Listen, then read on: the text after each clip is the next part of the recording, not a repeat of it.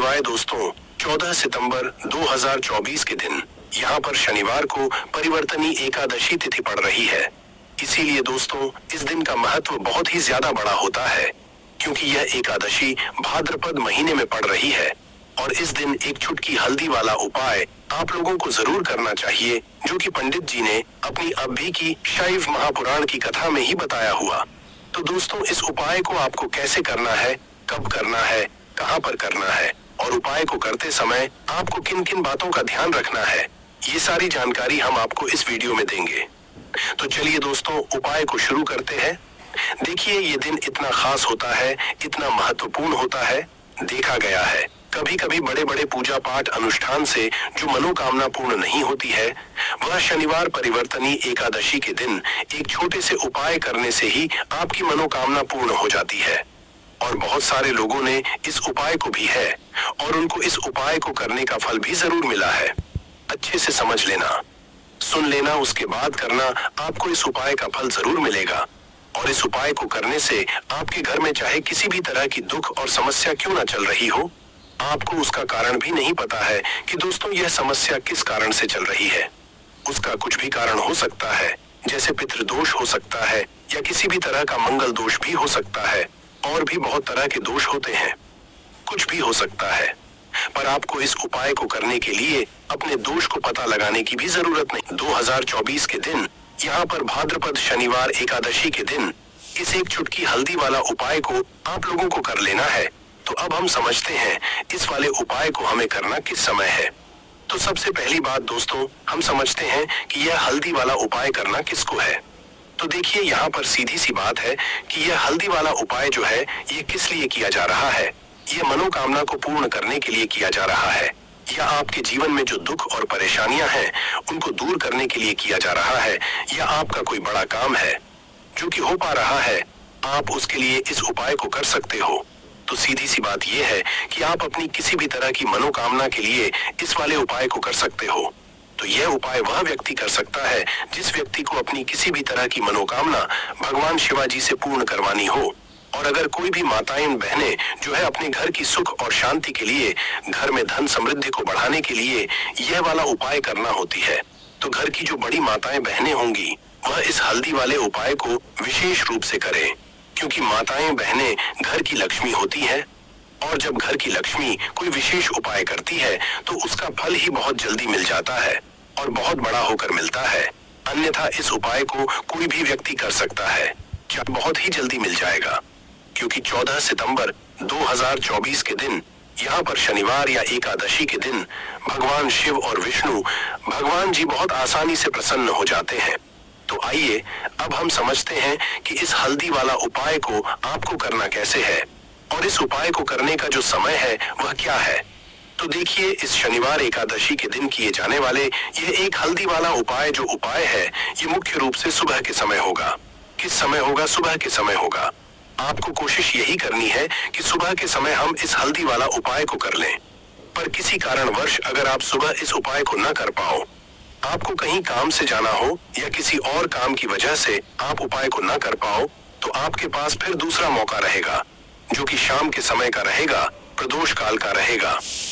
अब दोस्तों, प्रदोष का समय भी बहुत ही लोगों के मन। दोस्तों, यह समय होता कब है, कितने बजे से लेकर कितने बजे यह समय होता है, ताकि हमें उपाय के लिए जो है करने का समय पता लग जाए। तो हम आपको बता दें, प्रदोष काल का जो एक समय होता है, शाम का समय वह होता है शाम के 6 बजे से लेकर शाम के 7 बजे के बीच का। इस समय के बीच में आप उपाय को करेंगे तो आपको उस उपाय का जरूर फल मिलेगा। तो शाम के 6 बजे से लेकर शाम के 7 बजे के बीच में लोग इस हल्दी वाला उपाय को कर सकते हो। तो भैया, बहुत सारे लोग यहाँ पर ये प्रश्न भी जरूर करेंगे कि दोस्तों, हम तो नौकरी पर जाते हैं, हम अपनी ड्यूटी पर जाते हैं और आने में हमें देर हो जाती है, तो उस जगह पर हमें क्या करना चाहिए। तो देखिए, घर की तरफ हल्दी से 4 स्वास्थ्य आपको बनाने हैं। 2 स्वास्तिक मुख्य द्वार पर, बाहर की तरफ एक तिजोरी पर और एक अपने घर के मंदिर में। बस यह उपाय आपने एकादशी वाले दिन कर लिया तो देखिए, जो धन की तिजोरी है उसमें पैसा भरा रहेगा। कभी भी धन की तिजोरी धन से खाली नहीं होगी, क्योंकि जहाँ पर हल्दी का स्वास्तिक होता है वहाँ कभी धन की कमी नहीं होती। हटा है हमेशा वहां पर धन की देवी माता लक्ष्मी वास करती है, क्योंकि हल्दी किससे जुड़ी हुई है? श्री हरि विष्णु से। और महालक्ष्मी कहाँ होती है? जहाँ श्री हरि विष्णु वास करते हैं। अब बात करें कि आपके घर का मंदिर जो है उसमें अगर आप एक स्वास्तिक बनाते हैं तो आपके घर से ऊर्जा जो है ऊर्जा फैलती है, तो आपके घर में पॉजिटिव एनर्जी बढ़ाती है, सकारात्मक ऊर्जा बढ़ाती है। जब आप अपने घर के मंदिर में हल्दी का स्वास्तिक बनाते हैं, आपके घर से बुरी शक्तियां और नेगेटिव एनर्जी जैसी चीजें बिल्कुल आपके घर में नहीं रुकती हैं। मुख्य द्वार तो इतना उत्तम होता है कि मुख्य द्वार से ही माँ लक्ष्मी की नजर सबसे पहले आपके मुख्य द्वार पर ही पड़ती है। और मुख्य द्वार पर अगर आपने हल्दी के स्वास्तिक बना दिए तो माँ लक्ष्मी देखते ही प्रसन्न हो जाती है, क्योंकि ये श्री हरि विष्णु से जुड़ी हुई है। और हल्दी के स्वास्तिक जहाँ पर जो व्यक्ति अपने घर के मुख्य द्वार पर बनाते हैं, ऐसा समझ लीजिए माँ लक्ष्मी उनके घर में वास करती ही करती है और कभी भी ऐसे घर को फिर छोड़कर नहीं जाती है। स्थिर लक्ष्मी का वास आपके घर में होगा। यह हल्दी के स्वास्तिक वाला उपाय एकादशी के दिन बहुत ही उत्तम है। साथ ही साथ कोशिश करें कि इस दिन गाय माता को हरी घास जरूर खिलाए और एक पानी का घड़ा हुआ किसी जरूरतमंद को दान जरूर करें। और जो व्यक्ति पक्षियों के लिए पानी की व्यवस्था करता चढ़ाए।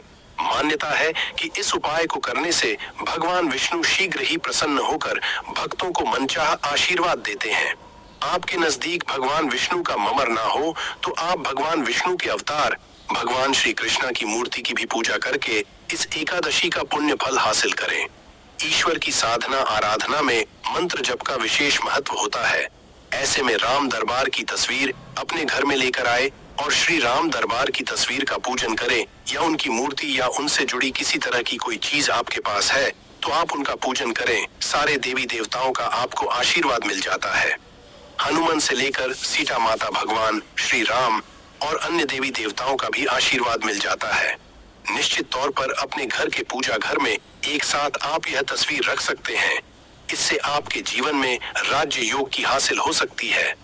दोस्तों, इसी तरह यदि आप अपने घर के पूजा घर में या किसी अन्य स्थान पर यदि कोई तस्वीर रखना चाहते हैं और उसे लगाकर अपने घर में लाभ हासिल करना चाहते हैं तो अपने घर में या पूजा को निश्चित तौर पर त्रिदेव की तस्वीर या मूर्ति एक ही स्थान पर लाकर जरूर रखनी चाहिए।